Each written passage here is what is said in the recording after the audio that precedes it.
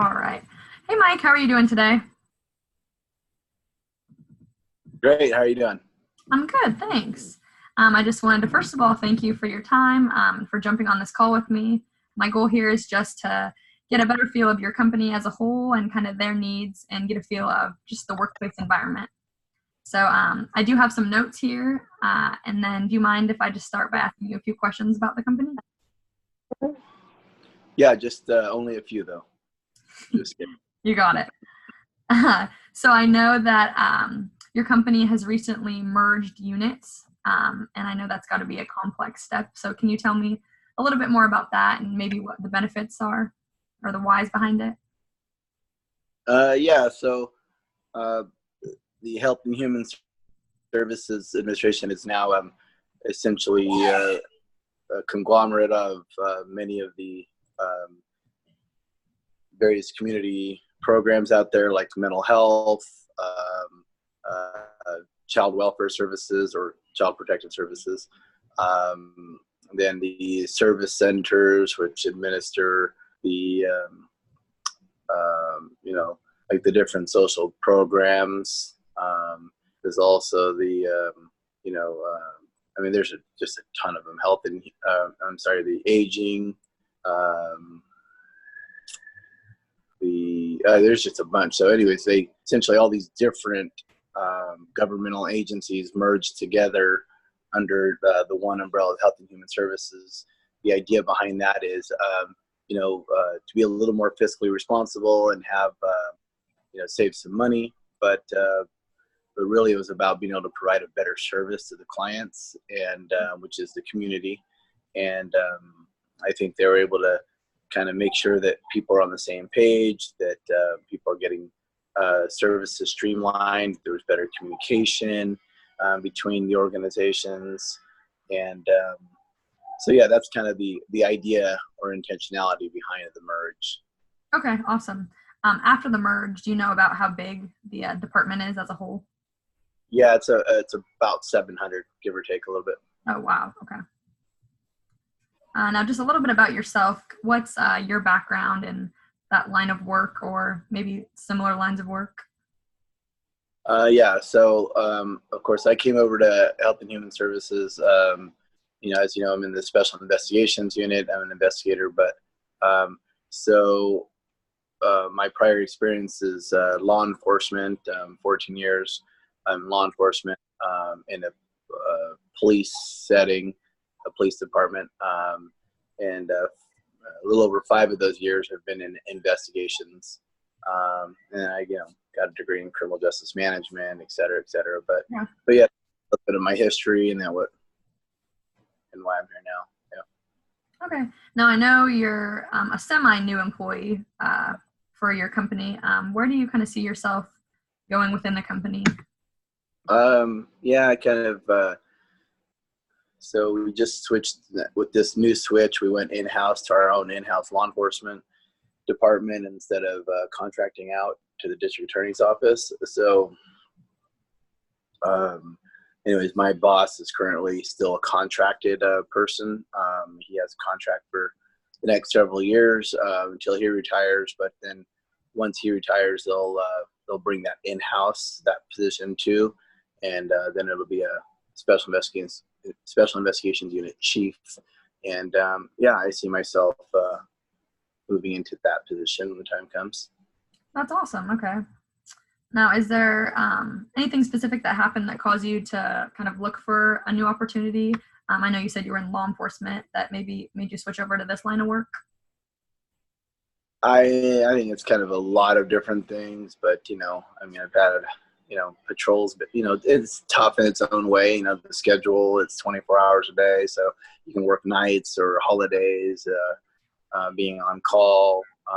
Physicality of it is difficult too, and as one gets a little older, I've had plenty of injuries, like many, or probably most frontline law enforcement. So I've had disfusion surgery on my neck, and just a bunch of things. But also getting to the place where really being able to find a way to be at home more with my family and to be part of more of my community and give back in that way more. So just kind of a whole series of things that kind of led me towards this this situation. Okay. Good to know.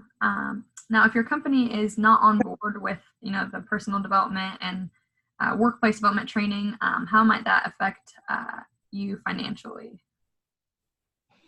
Well, I think for me personally, financially, it wouldn't affect me any. That's kind of the difference between a private entity and the public, being a government agency. So I don't per se benefit financially by some changes, but I definitely would benefit in terms of the overall work environment, the culture of the organization, the productivity that occurs within the organization, um, and the community's, I think, the community's view of our organization, and um, the overall public trust, etc. Okay. So Now, if you could have it your way and the training and everything that you're seeking out goes as planned, what would that look like for you? Can you describe a little bit about just how you would want the training to go for you and what that would truly do and mean for you? well, for me, I mean, for me personally, it wouldn't be just me personally that it would affect, although it would affect me personally. But I'll address that through how I think it would affect the overall organization. Yeah, that'd be perfect. Okay, so I think that some of the complications that have occurred with this merger are that we've gotten bigger, and there's some reasons that was better, that we kind of discussed earlier. But with that comes its own challenges, and I think that this training would be able to answer some of those questions and some of those help overcome some of those challenges, which would be, having a better communication within the organization, and really starting at a team level. Within, or let's just use child welfare services as an example. They have within that's one big company, if you will, under Health and Human Services. But within that, they have other little branches that they have, and then they have teams within that, and then they have several hundred employees in that. So I think that first of all, it would help at its smallest level, starting with the ground up, with the smaller teams and the individuals, and how to better communicate, and have self-awareness of how their communication and how they do things, how they think about things, how they experience things, how that affects other people, how it affects themselves.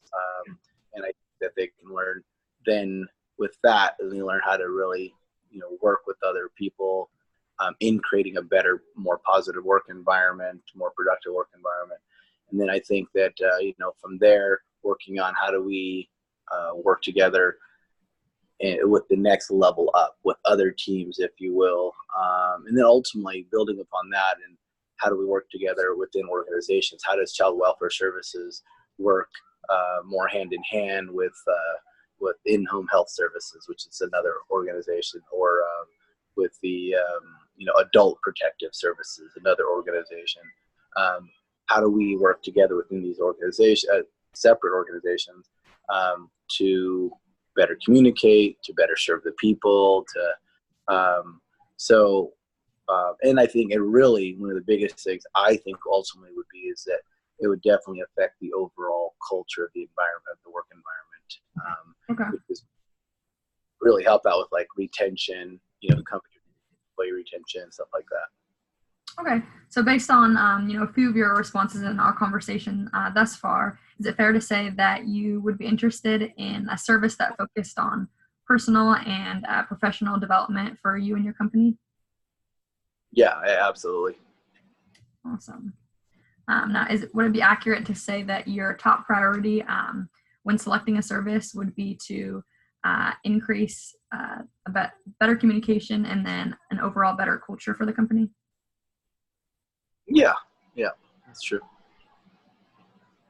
Perfect. Well, I just wanted to thank you for your time and jumping on here with me and allowing me to assess your needs as a company.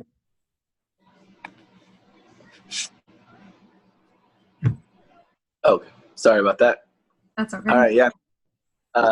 Yeah, a little technical difficulty, but yeah, absolutely my pleasure, and it was good talking with you. You too. Thank you so much. Have a good one.